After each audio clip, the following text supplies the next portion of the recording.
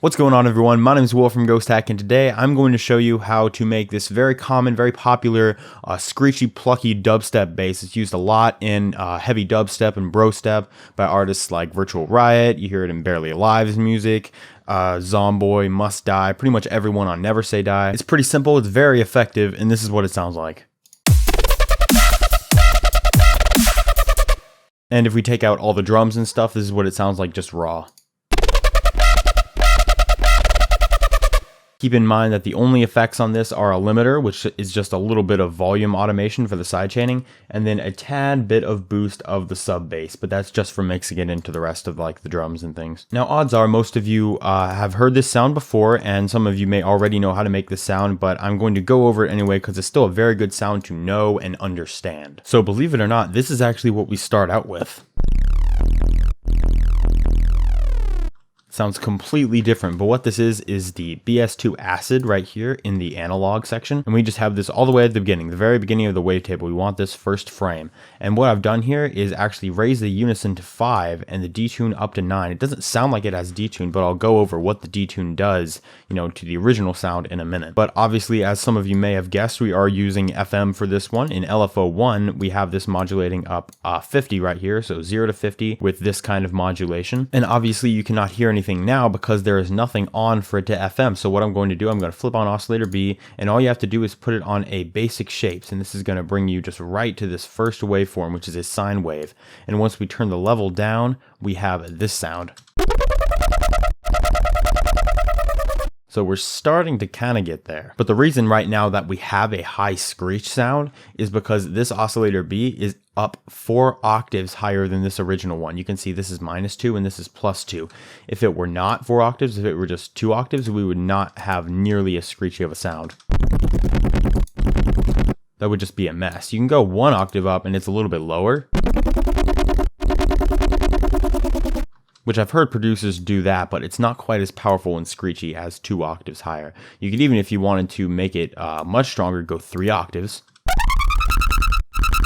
That's very, very screechy. 4 octaves above the original oscillator is usually a pretty standard tuning to have it at. Now, what I did for the pitch bend is actually pretty simple. You just make sure that both of these are on 12. I believe they start out on 2. And then you can just create an automation clip for this right here, and you can see it moving around. That's just a generic pitch bend. I did, at this point in the game, automate the rate as well. It's on 1/16 right now, but with my automation right here, it sounds more like this.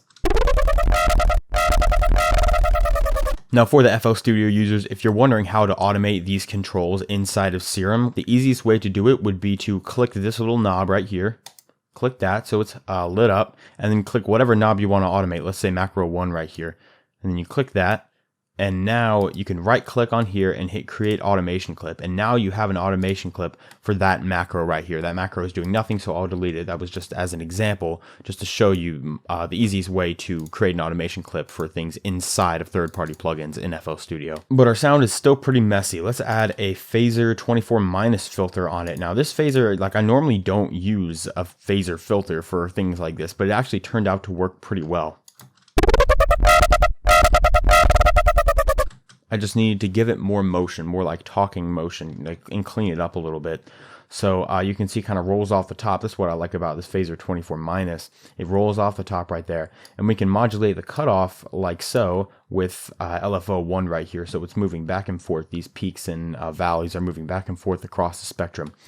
With the drive, I also have it modulating up and down, so we get more like saturation at the very top and less at the bottom. It kind of goes back and forth with the power.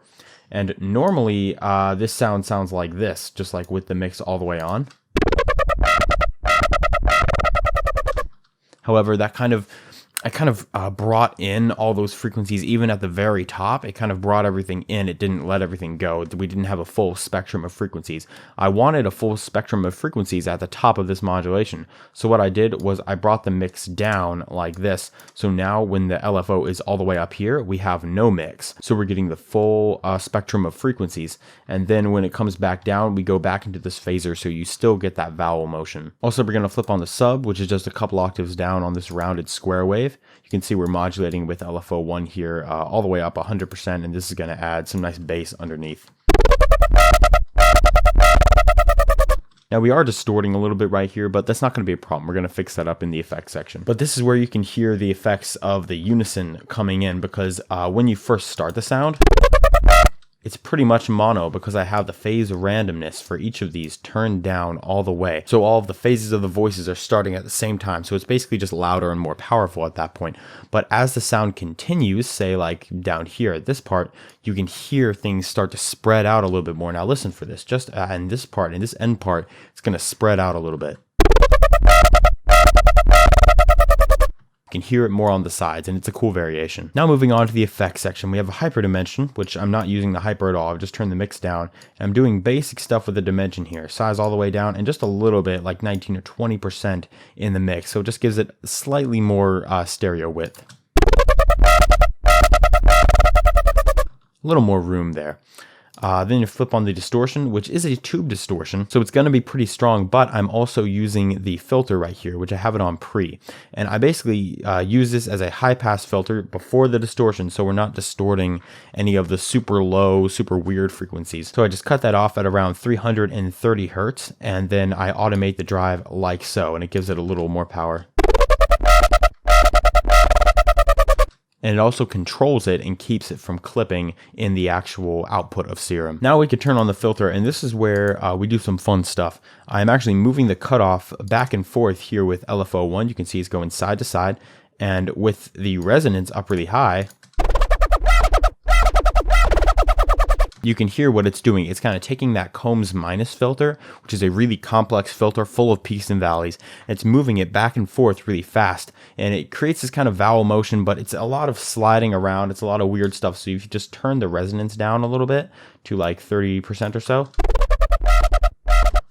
it basically just makes it sound a little different than just the straight up FM like this, because that's a little bit boring. So adding this filter just kind of gives it a little more life, makes it more unique. After that, I like to turn on a phaser and turn the rate, depth, and frequency all the way down, and you can creep down the feedback a little bit, but it just makes it sound like, almost like it's coming through a guitar amp. Like you have this certain curve that the phaser adds to the frequency spectrum that makes it sound a little harsher. It sounds kind of nice. So if I just mix that in a little bit, it can kind of help give the sound more power. And then we go right into the multi-band compression, which I've turned down the threshold here. And that's really all that's happening to this. There's just minor adjustments on these bands right here. They're not making actually too much of a difference. But the key here is to turn the gain up nice and high to like around 15 or something like that. And then after that, just flip on an EQ. This is just to roll off the low end so we don't have any of the weird sub bass. Now we do still have sub bass because we're going direct out with the sub here, so it's not going through any of these effects or this filter. So we just have a clean sub in the back, but this is just getting rid of the sub bass that is not coming from this sub oscillator. Then at the very end, you just have to throw on a little bit of a reverb, just a touch. See how about the size down, the decay down, and the mix down a little bit. So it's just very subtle verb.